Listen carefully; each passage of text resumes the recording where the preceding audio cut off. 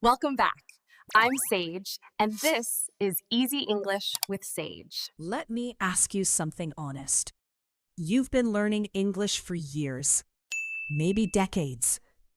You read articles in English, you understand movies without subtitles, you write emails that people respond to professionally. And yet, there are moments in a meeting when someone uses a phrase you've never heard, and you smile and nod, hoping no one notices. Moments when you're about to speak and your brain stalls, searching for the right word, the right structure, the right tone. Moments when you think to yourself, am I actually advanced? Or do I just think I am? That question is more common than you know, and today we're going to answer it together. This video is called Test Your C1 Level. Can you use these correctly? And I want to be very clear about what that means.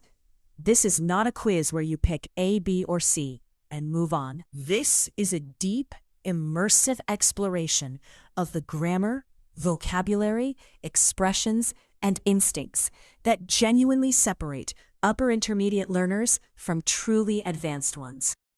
By the end of this video, you won't just know whether you're C1, you'll feel it. You'll have practiced it. And if you weren't quite there when we started, you'll be considerably closer by the time we finish. If your goal is to sound confident, natural, and intelligent in advanced English, whether in professional conversations, presentations, or everyday life, this channel was built specifically for you. Subscribe if you haven't already. Consistency, as I always say, is the only strategy that actually works. Now, let's begin. The first thing I want to talk about is something most English teachers never address directly. It's the difference between knowing a rule and owning a rule. At B2, you know rules. You've studied them. You've memorized them. You can explain them if someone asks. At C1, you own rules. You've studied them. You've memorized them. You can explain them if someone asks. At C1, you own rules. They live in your mouth, not just your memory. You don't think about them, you use them. That shift from knowing to owning is what today is about. Let's start with the present perfect, because even advanced learners make quiet mistakes here. Mistakes that a native speaker would notice, even if they never say anything. It's about knowing when it sounds natural and when it doesn't. Native speakers in British English use the present perfect far more frequently than American speakers. Did you eat is perfectly natural in American English. Have you eaten is the more natural choice in British English. Both are correct, but knowing which to use and where, that's the instinct of an advanced speaker. Say this sentence with me now. She has lived in Barcelona all her life. Say it again, smoothly. She has lived in Barcelona all her life. Feel the continuity in that sentence. Feel how all her life anchors it to the present. She's still there. She's still living it. The present perfect carries that meaning the simple past simply cannot. Now let's push further. The present perfect continuous. She has been living in Barcelona for 10 years. This version emphasizes the duration, the ongoing process, even a sense of temporary continuation. Maybe she'll move soon. The continuous form introduces that shade of meaning. A C1 speaker feels the difference between I've worked at this company for 5 years, which sounds stable, perhaps permanent, and I've been working at this company for 5 years, which might suggest a process still unfolding, perhaps with uncertainty about the future. That subtlety, that shade, that is C1. Let me give you a real situation. Imagine you're in a job interview. The interviewer asks about your experience. A B2 speaker might say, I worked in marketing for 6 years. An advanced speaker might say, I've been working in marketing for the past 6 years, primarily focused on digital strategy. The present perfect continuous there signals that your work is current, living, active. It makes you sound more present, more relevant, more engaged. Practice with me. Say, I've been working in this field for several years, and I've developed a deep understanding of the challenges involved. I've been working in this field for several years, and I've developed a deep understanding of the challenges involved. Notice how natural that sounds. Notice how professional it feels. That's not an accident. That's grammar working for you, not against you. Now I want to move to something that reveals advanced level almost immediately: the placement of adverbs. This is one of those areas where learners who studied grammar from textbooks often go wrong, not because they don't know the rules, but because they learned a simplified version of the rules. Here's a common example: the word gradually. Where does it go in a sentence? Many learners would say, I accepted her gradually as one of the family. That sounds almost right, but there's a subtle problem. We generally don't place an adverb between a verb and its object. Accepted her is the verb-object unit. Slipping gradually between them creates a slight awkwardness that a careful writer or speaker would avoid.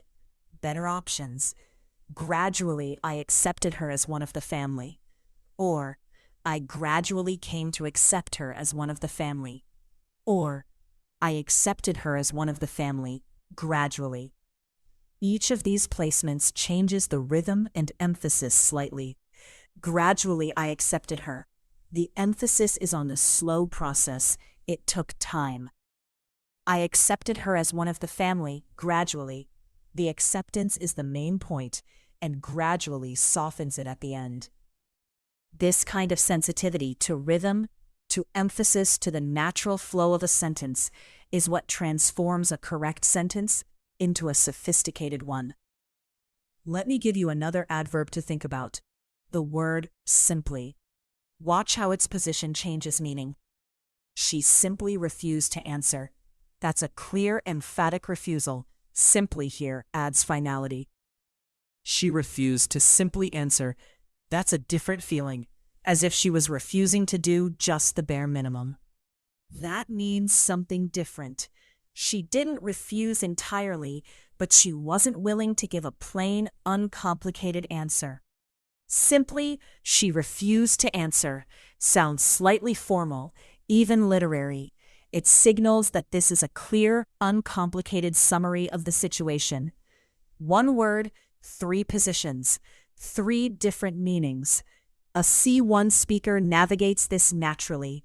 An intermediate speaker often places adverbs by instinct, and sometimes that instinct is right, but sometimes it's slightly off in ways that create confusion. Say this with me. Gradually I came to understand what she meant. Again, gradually I came to understand what she meant. Feel the rhythm, the weight of that opening adverb.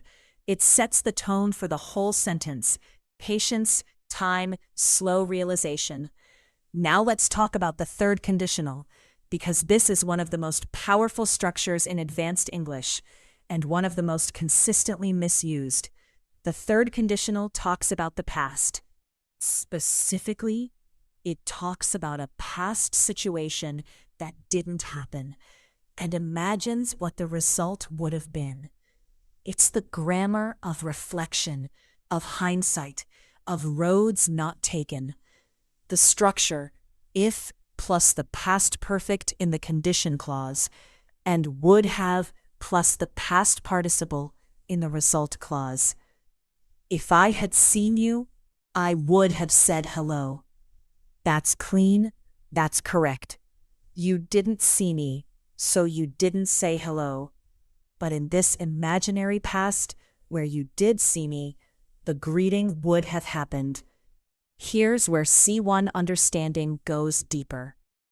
The third conditional can be mixed in sophisticated ways. If I had studied harder, I would be in a better position now. Notice, the condition is third conditional, referring to the past, but the result is second conditional, referring to a present state. This is called a mixed conditional, and it's the grammar of real life because the past does affect the present, and advanced English reflects that connection. If she had taken that job offer, she might be living in New York right now. Again, past condition, present result. The might softens the certainty, making it sound more natural, more thoughtful. These mixed forms are rarely taught at B2 level. They're the mark of a speaker who has moved beyond formulas into genuine grammatical instinct. Let's practice. Repeat after me. If I had known about this earlier, I would have prepared differently. Say it again. If I had known about this earlier, I would have prepared differently. Now try the mixed version. If I had taken that opportunity, I might be in a very different place today. Again, if I had taken that opportunity, I might be in a very different place today. Feel how that second sentence reaches from the past all the way into your present. It's not just grammar, it's how we think about our own lives. If you're still practicing with me, type "I'm serious" in the comments. I want to know you're here. Fully present, fully engaged. Let's move now to agreement structures, specifically how we express agreement with negative statements. This is a small area of grammar that causes outsized confusion, and getting it right immediately signals advanced fluency. When someone says something positive and you want to agree, you use so. I love this kind of challenge. So do I. But when someone says something negative, I don't enjoy meetings that run too long. How do you agree? You use neither or nor. Neither do I. Not so don't I, which is wrong. Not me neither, which is informal and spoken. In a professional or formal context, neither do I is the clean, correct choice. The structure is neither plus the auxiliary verb from the original statement plus the subject. She can't come. Neither can he. They haven't finished. Neither have we. Now here's a nuance that even advanced learners miss. In informal spoken English, especially in British English, nor is used the same way. Nor do I. Nor can she. This sounds slightly more formal, slightly more literary, the kind of thing you'd say in a well-crafted speech or a considered professional discussion. Practice. I don't have time for unnecessary complications. Now respond. Neither do I. Say it. Neither do I. I haven't reviewed the final draft yet. Respond. Neither have I. Say it. Neither have I. Good. These small structures, when they flow naturally from your mouth, make you sound like someone who has spent real time inside the language. Now I want to spend some time on something that's deeply important for professional English users, the language of conditions and contracts. Not legal contracts specifically, but the way we use conditional language to set terms, make agreements, and establish expectations in business and formal communication. As long as and so long as are two expressions that function identically. They introduce the condition that must be met for something else to occur or remain true. I'll support the project as long as the timeline is realistic. You're welcome to use the report so long as you credit the source. These phrases are more specific and more formal than simply saying if. They imply an ongoing condition, not just a one-time requirement, but a sustained requirement. As long as this remains true, that will remain true. The moment this changes, that changes too. Compare, if you return the book, I'll lend you another one. That's a one-time condition. I'll lend you books so long as you return them. That's an ongoing arrangement. The difference is subtle but real. In professional English, these phrases are everywhere. The agreement remains valid as long as both parties fulfill their obligations. We'll continue with the current arrangement so long as performance standards are maintained. Repeat with me. I'm happy to collaborate as long as the expectations are clearly defined. Again, I'm happy to collaborate as long as the expectations are clearly defined. Now try. We'll continue this partnership so long as the quality remains consistent. Again, We'll continue this partnership so long as the quality remains consistent. Notice how these phrases add a quiet authority to your speech. They sound measured, deliberate, professional. That's exactly what C1 English sounds like in real professional life. Let's shift now to vocabulary, specifically the kind of vocabulary knowledge that separates upper intermediate from advanced. At B2, you know many words. At C1, you know not just words, but their natural companions. What linguists call collocations. A collocation is a pair or group of words that naturally and frequently occur together. Make a decision, not do a decision. Heavy rain, not strong rain. Raise awareness, not lift awareness. Native speakers don't think about these pairings. They just know them because they've heard and read them thousands of times. Let me give you a word. Anticipate. You likely know this word. It means to expect something, often with excitement or readiness. But what words go with it naturally? You eagerly anticipate something. You don't quickly anticipate or strongly anticipate. The adverb eagerly is a strong, natural collocat of anticipate. She was eagerly anticipating the results. The team eagerly anticipated the product launch. Why does this matter? Because choosing wrong collocations, even when the meaning is technically clear, creates a subtle friction in the mind of a native speaker. They understand you, but something feels slightly off, slightly unnatural. And advanced speakers, C1 speakers, eliminate that friction. Here are some more strong collocations to absorb. You deeply regret something, not very regret. You strongly recommend, not very recommend. You fully understand, not completely understand in some contexts, though both can work. You warmly welcome, not hotly welcome. You vaguely remember, not a little remember. These pairings have their own internal logic, but that logic is learned through exposure, not rules. It's absorbed. That's why reading extensively in English, quality journalism, literary fiction, academic writing, builds vocabulary in ways that vocabulary lists never can. Let's practice. I'll give you the verb, you add the natural adverb. Anticipate. Say eagerly anticipate. Regret. Say deeply regret. Recommend. Say strongly recommend. Remember. Say vaguely remember. Good. Now put them in sentences. Say with me, I deeply regret that I can't attend the meeting in person. Again, I deeply regret that I can't attend the meeting in person. I would strongly recommend reviewing the data before the presentation. Again, I would strongly recommend reviewing the data before the presentation. These sentences sound polished, measured, confident. That's collocational fluency working in your favor. Now let's talk about permission, specifically the language of giving and refusing permission, and why this matters in professional contexts more than most learners realize. Two verbs that seem similar, let and allow. Both express permission, but they behave very differently in formal and passive constructions. Let is direct and informal. Let me know if you need anything.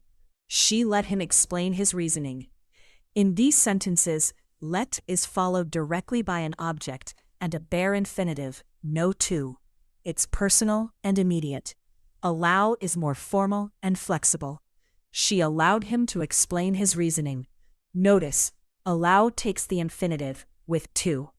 And crucially, allow can be used in the passive voice. Students are not allowed to eat in class. You are not allowed to share this information externally. We don't use let in the passive. Students are not let to eat in class. That's wrong. It sounds strange because let is an active, personal verb. It requires an agent. Someone lets you do something. No one lets you in the abstract. This distinction matters enormously in professional writing and formal communication.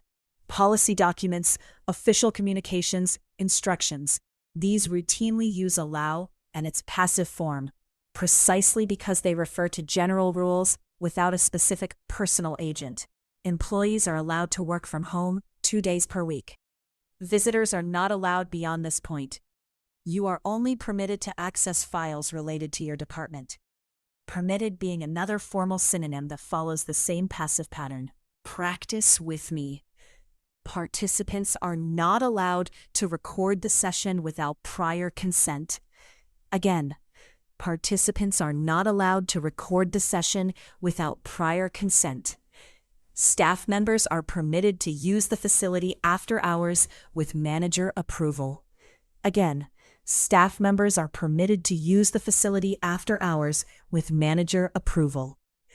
That formal, passive permission language is the language of professional life. It sounds authoritative without being aggressive, firm without being rude. These are the tools of a confident, advanced communicator. Tell me, which expression has felt most useful to you so far? The collocations, the conditionals, the permission language? Share it in the comments.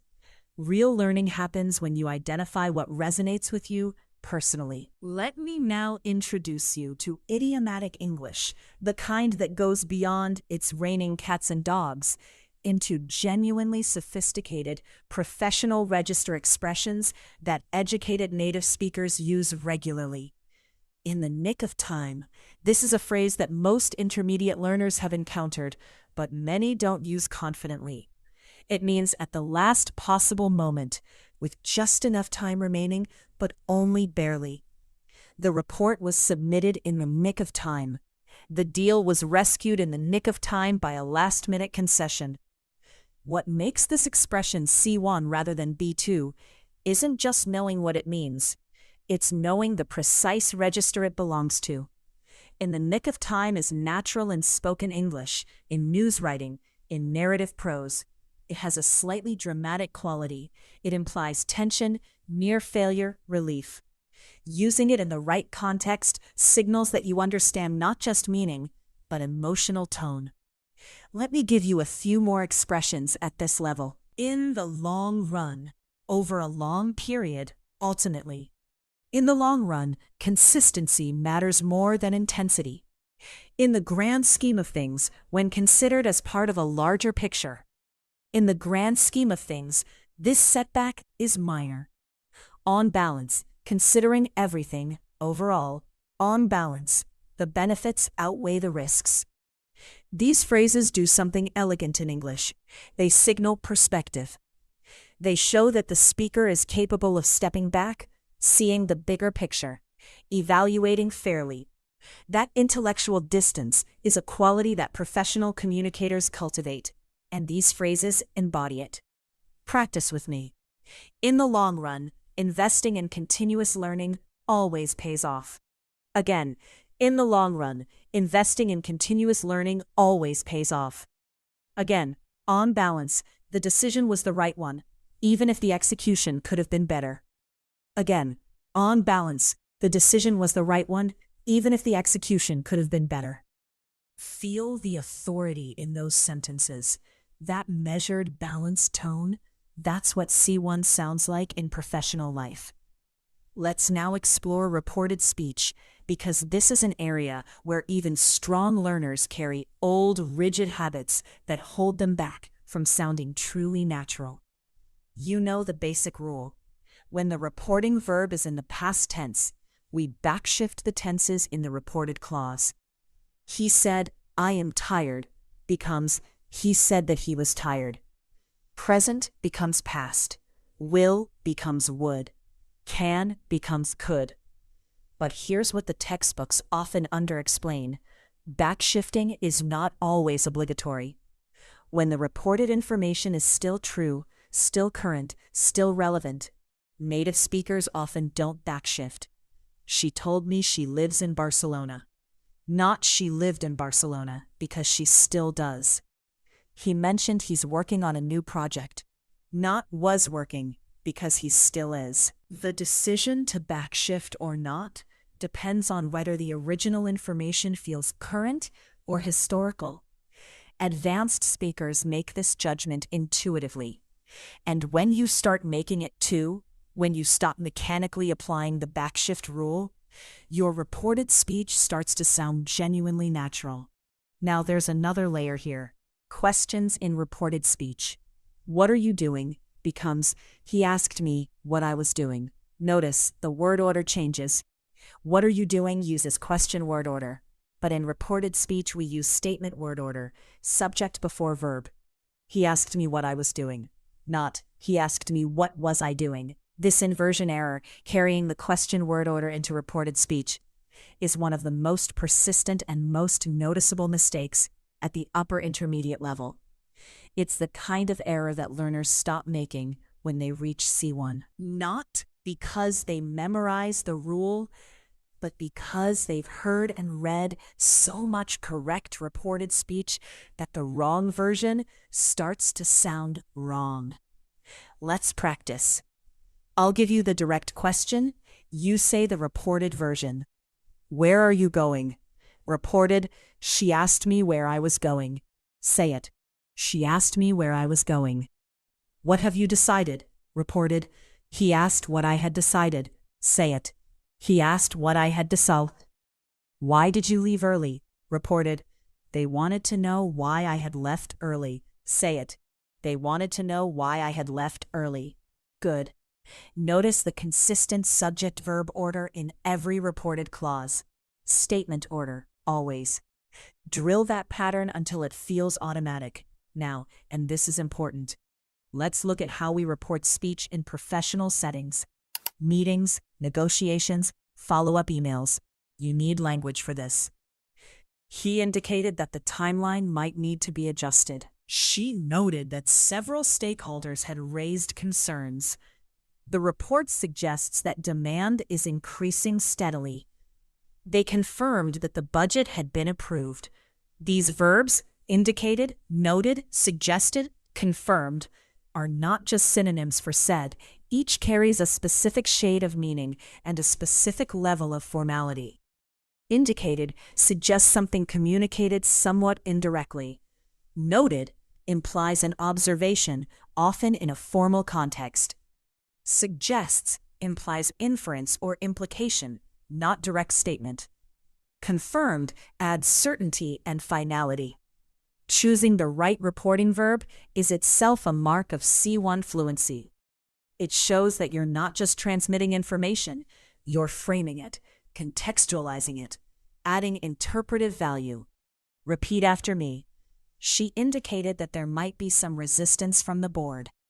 Again, she indicated that there might be some resistance from the board. The data suggests that customer satisfaction has improved significantly. Again, the data suggests that customer satisfaction has improved significantly.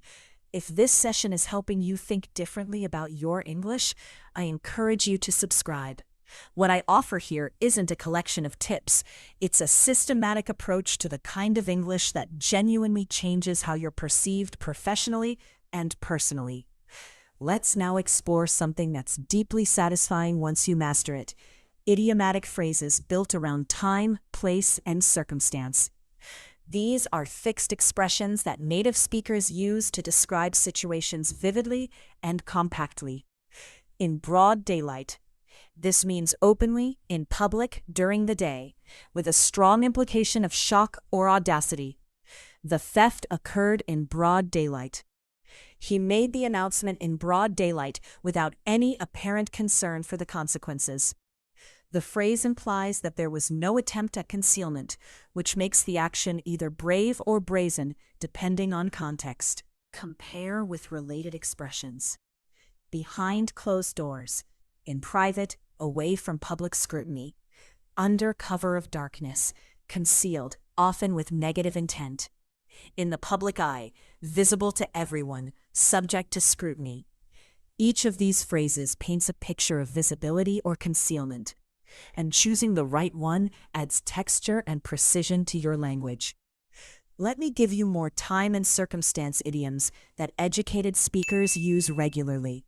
At the 11th hour, at the very last moment, usually referring to a decision or action that merely came too late. The agreement was reached at the 11th hour. Against the clock, working under time pressure. We were working against the clock to meet the deadline. In due course, at the appropriate time, without unnecessary haste. The results will be communicated in due course. This last one is particularly useful in professional communication. It's polite, measured, and implies that the process will take its natural time. Practice with me. The proposal was submitted at the 11th hour, but it was accepted. Again, the proposal was submitted at the 11th hour, but it was accepted. We were working against the clock to finalize the presentation before the client arrived. Again, we were working against the clock to finalize the presentation before the client arrived. The committee will review all applications and respond in due course. Again, the committee will review all applications and respond in due course. Beautiful. These phrases don't just add color to your speech, they signal comfort. They signal that you've moved beyond translating from your first language into English and started thinking natively within English itself. That shift from translation to native thought is one of the most significant and most satisfying transitions in a language learner's journey. Now let's talk about say versus tell, because this is another area where the intermediate to advanced transition is visible, and where errors persist surprisingly long, even in strong learners. The essential rule is about objects. Tell almost always requires a personal object. You tell someone something. Tell me, tell her, tell the team. If there's no personal object after tell, the sentence usually sounds incomplete or wrong.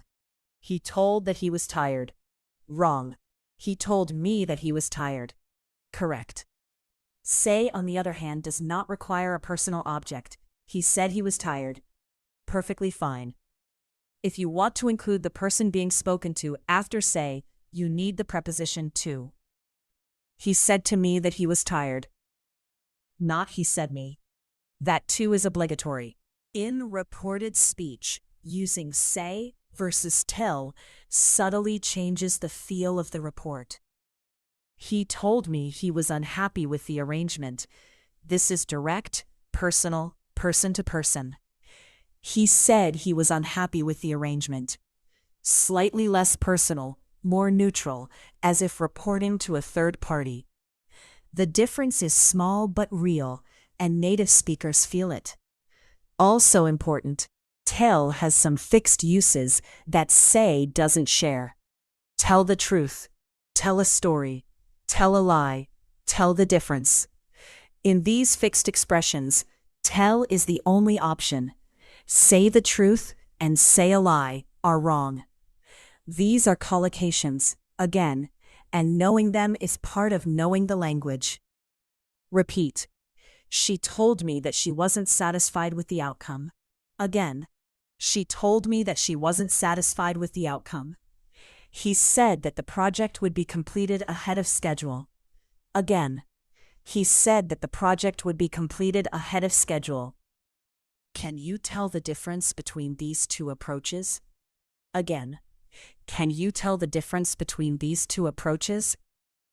Now I want to give you something practical and important.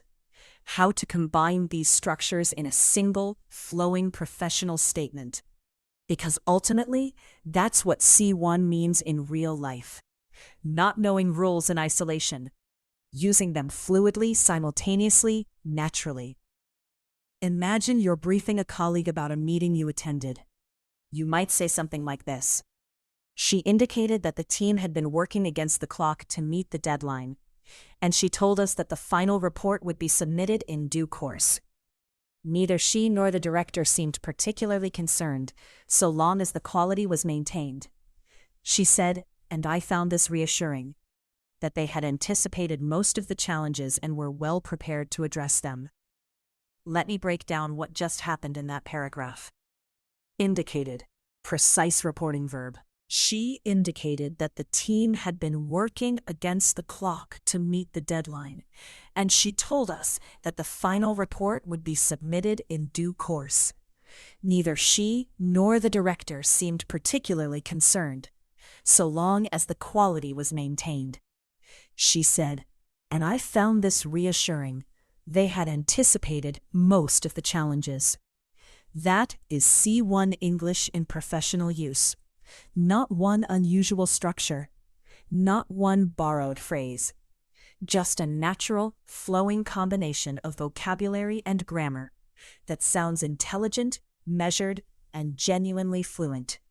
Say that full statement with me now, slowly, clearly, with confidence. She indicated that the team had been working against the clock to meet the deadline, and she told us that the final report would be submitted in due course. Neither she nor the director seemed particularly concerned, so long as the quality was maintained. Feel that. That's real English. That's professional English. That's yours. Let's go deeper now. I want to explore the language of cause, consequence, and concession. 3 rhetorical tools that are absolutely central to advanced communication and almost completely absent from intermediate-level English. Cause and consequence. At B2, you say because and so. At C1, your toolkit expands dramatically. As a result of, consequently, thereby, in light of, given that, on account of, owing to. Each of these has a slightly different nuance and a slightly different formal register. Owing to unforeseen circumstances, the meeting has been postponed. Slightly formal, often used in official communications. In light of the recent findings, we recommend a revised approach. Suggests that new information has prompted a change. The project was completed on time, thereby demonstrating the team's capacity to deliver under pressure. Thereby is a sophisticated connector that directly links 2 clauses in a cause-effect relationship. Concession is where many learners plateau. Concession means acknowledging a counter-argument or a limitation, and it's the mark of a mature thinker and a sophisticated communicator. At B2, you say but and although. At C1, you use nevertheless, nonetheless, even so, granted, admittedly, despite this, for all that. The data is limited. Nevertheless, the trend is clear enough to draw preliminary conclusions. The project faced significant delays. Even so, the final product exceeded expectations. Admittedly, the approach is unconventional. That said, it has produced measurable results. That phrase, that said, is one of the most useful concessive transitions in modern English. It acknowledges what came before, while pivoting gracefully to a different or contrasting point. The process is complex. That said, with the right guidance, it's entirely manageable. Professional, natural, fluent. Practice with me. The timeline is challenging. Nevertheless, I'm confident we can meet it. Again, the timeline is challenging. Nevertheless, I'm confident we can meet it. Admittedly, the initial results were disappointing. That said, the methodology was sound. Again, admittedly, the initial results were disappointing. That said, the methodology was sound. Owing to the complexity of the situation, a straightforward solution is unlikely. Again, owing to the complexity of the situation, a straightforward solution is unlikely. These transitions do more than connect ideas. They signal intellectual sophistication. They show that you can hold multiple perspectives simultaneously. That you're not just presenting one side, but thinking in full dimension. That quality is rare and valuable, and it comes through clearly in your language. Now let's spend time on something that many learners find surprisingly difficult: the vocabulary of approximation and degree. How we express not quite sure quantities, degrees of certainty, and levels of emphasis with precision and elegance. At B2, you use words like very, quite, a bit, really, extremely. These work. But at C1, your range expands considerably, and with it, your ability to be precise about shades of meaning. Marginally, by a small amount. The second version was marginally better than the first. Considerably, by a large amount, noticeably. The new approach is considerably more efficient. Substantially, a similar level of emphasis to considerably, often used in formal contexts. Performance has improved substantially since the restructuring. Moderately, to a medium degree, not extreme. The results were moderately encouraging, and for certainty, arguably, one could make this argument: it's a reasonable position. This is arguably the most important decision the company will make this year. Presumably, based on reasonable inference. Presumably, the team has already been briefed. Ostensibly, on the surface, apparently, though perhaps not in reality. Ostensibly, the policy is designed to protect consumers. This word carries a subtle implication of skepticism. Evidently, clearly based on available evidence. Evidently, the initial strategy needs revision. These words do precise work. They're not decoration. They carry genuine informational content about your level of certainty, about the scale of what you're describing, about how you're framing your claim. Learning to use them naturally is learning to think more precisely in English. Arguably, the most effective approach would be to address the root cause directly. Again, arguably, the most effective approach would be to address the root cause directly. Ostensibly, the changes are minor. In practice, they affect the entire workflow. Again, ostensibly, the changes are minor. In practice, they affect the entire workflow. Good. Hold that ostensibly sentence. Notice what it does. It sets up a gap between appearance and reality. And that gap is one of the most common and most important things we need to communicate in professional life.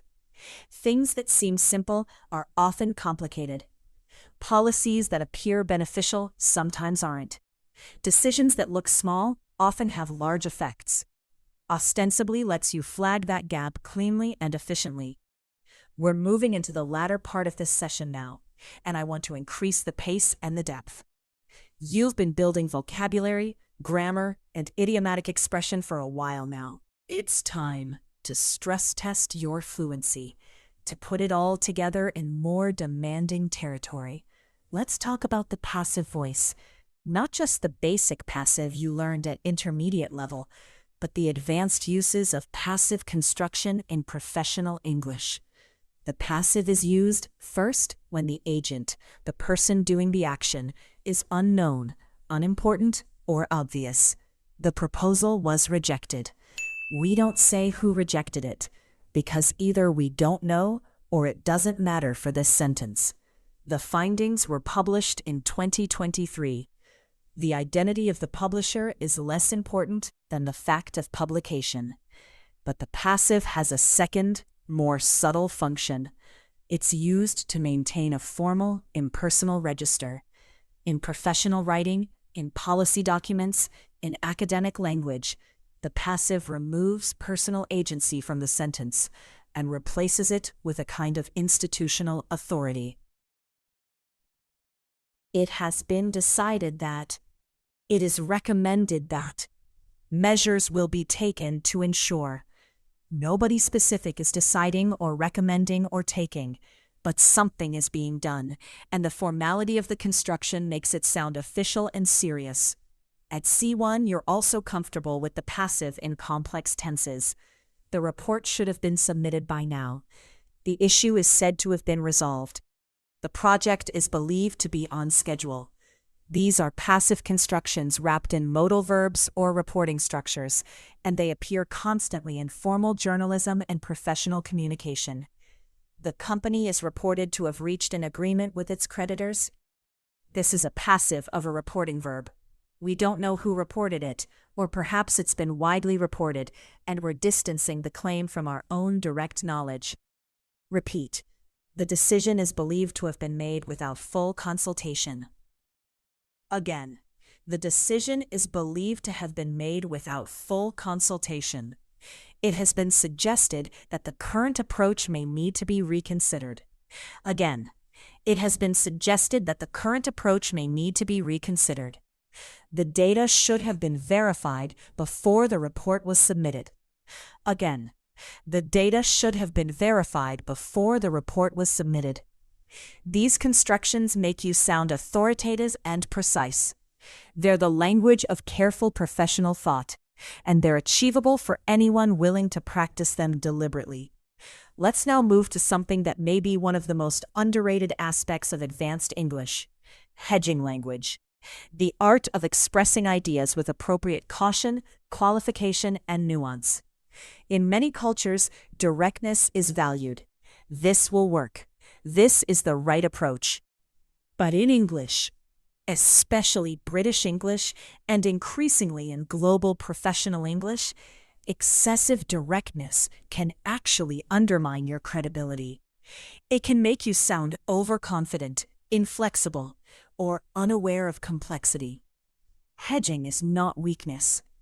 Hedging is intellectual honesty. It's the language of someone who knows that reality is complex and who communicates accordingly. Key hedging expressions.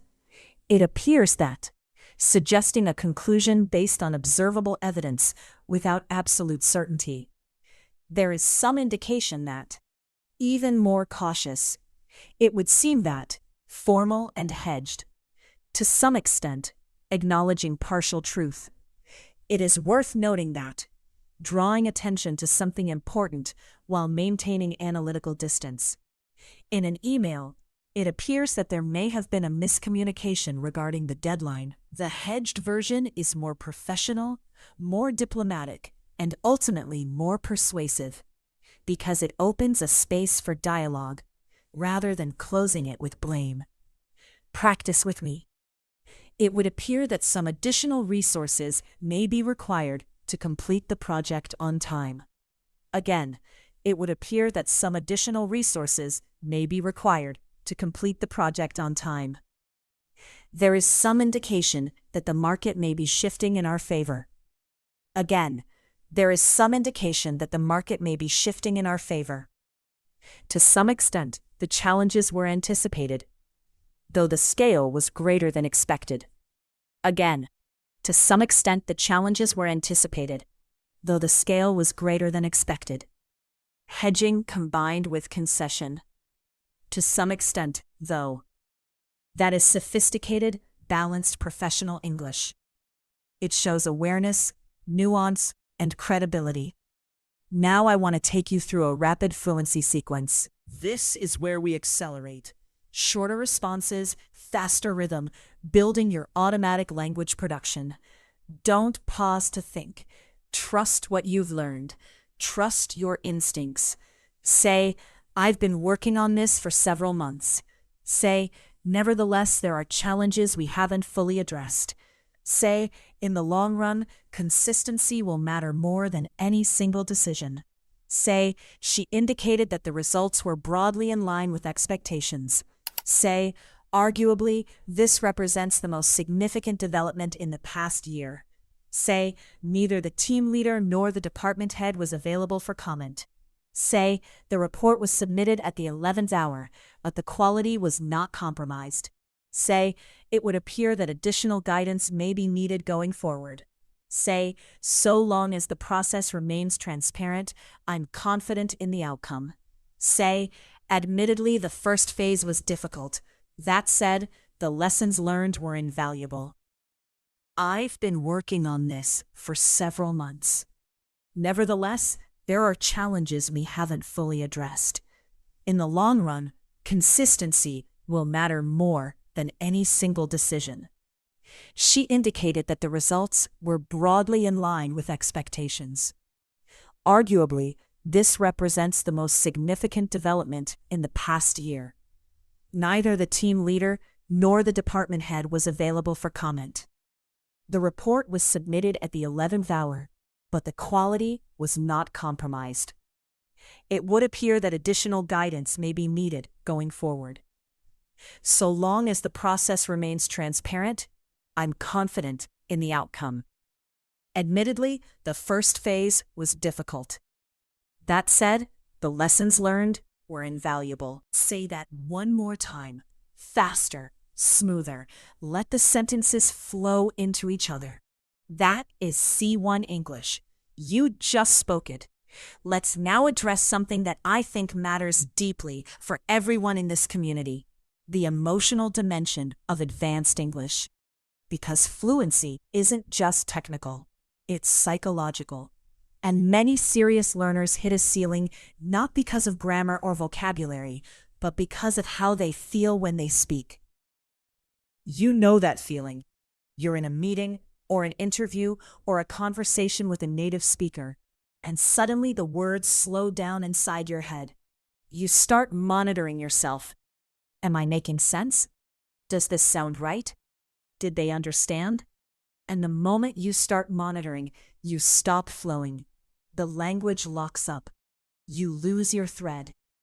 This is not a language problem. It is a confidence problem, and it has a solution. The solution is volume, not loudness. Volume of practice. The more you speak, the less you monitor. The less you monitor, the more you flow. Professional speakers in any language, not just English, know this. Fluency is not a destination. It's a daily practice. A daily commitment to using the language, making mistakes, noticing them, adjusting, and continuing.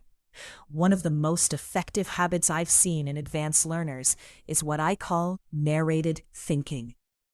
You take any activity in your daily life, making coffee, commuting, reviewing a document, and you narrate it to yourself in English. Not translated narration, English narration. I need to think through the key points before the meeting. There are essentially 3 issues that require attention. The first is the timeline, which admittedly is tighter than any of us would prefer. You're not having a conversation. You're practicing the internal voice of English. And over time, that internal voice becomes the voice you reach for naturally when you need to communicate. Clearly, fluently, professionally. Wherever you are, think of one thing you did today, one small, ordinary thing, and describe it to yourself in English. Not translated. Start in English. Stumble if you need to. Keep going. That stumbling, that finding your way forward, is what fluency is built from. Now I want to talk about advanced comprehension, specifically the ability to understand and interpret complex English without translating.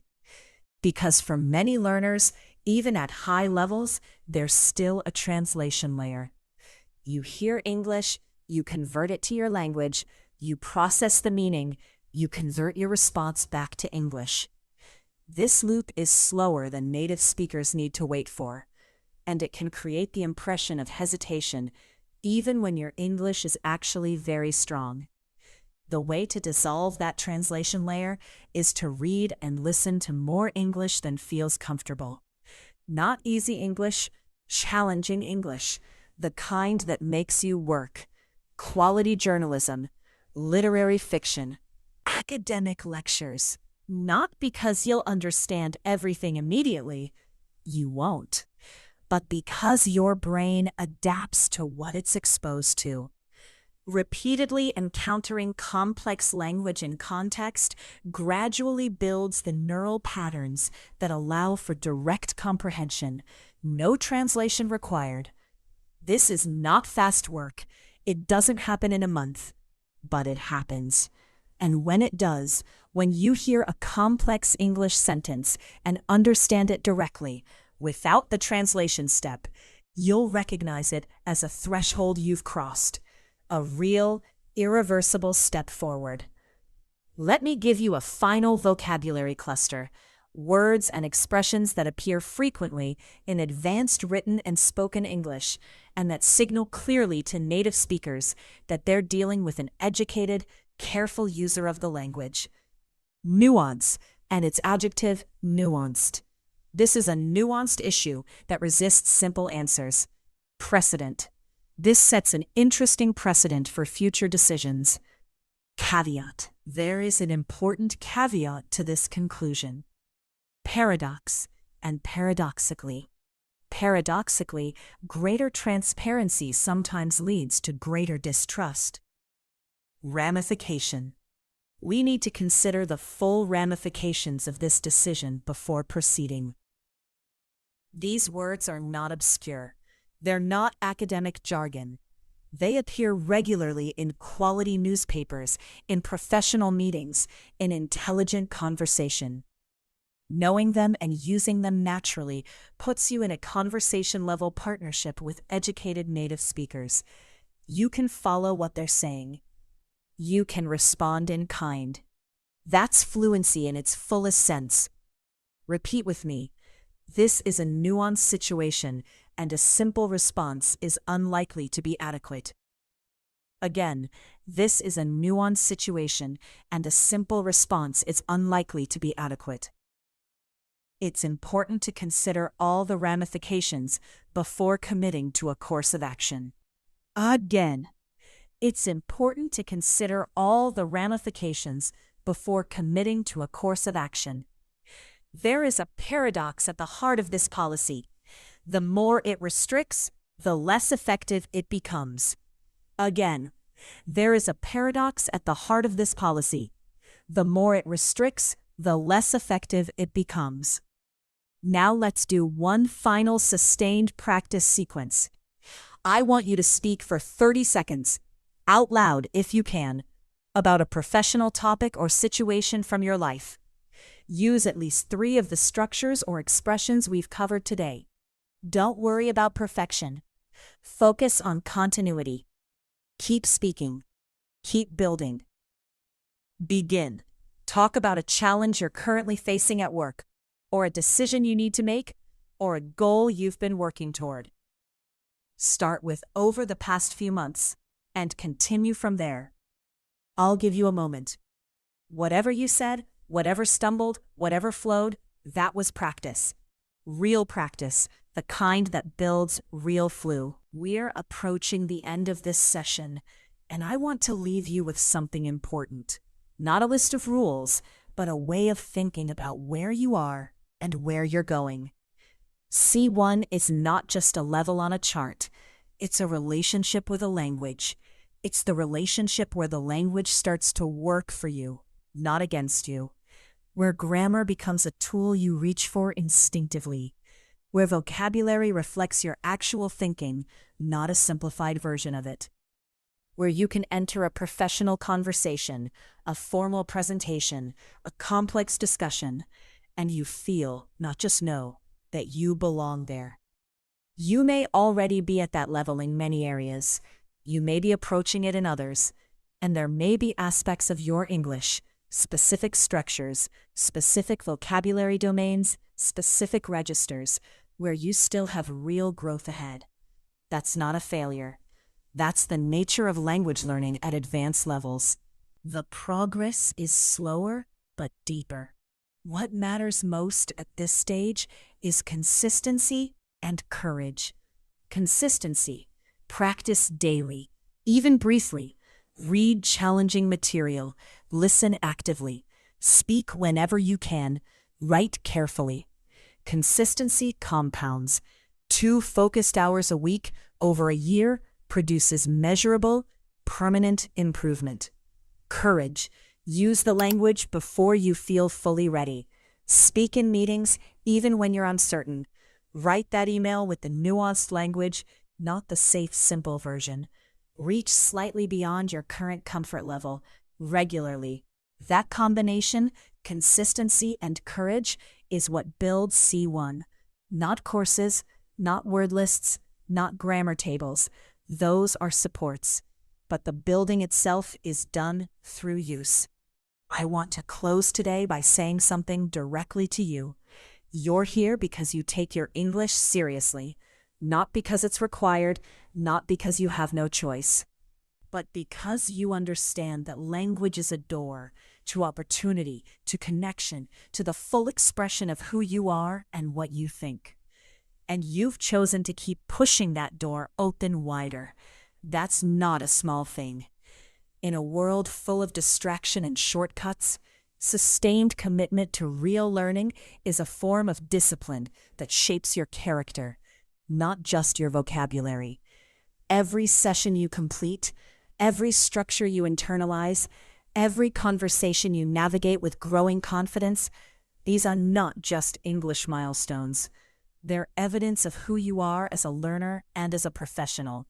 The English you've practiced today, the conditionals, the collocations, the idiomatic precision, the formal structures, the hedging language, the nuanced vocabulary, all of it is already inside you in different degrees of readiness. Today has moved it closer to the surface. Tomorrow's practice will move it closer still. Be patient with yourself, but honest about the work that remains. And come back, because there is always more to learn, and learning it here, together, is the best way I know to make it stick. This is Sage, and this has been Easy English with Sage.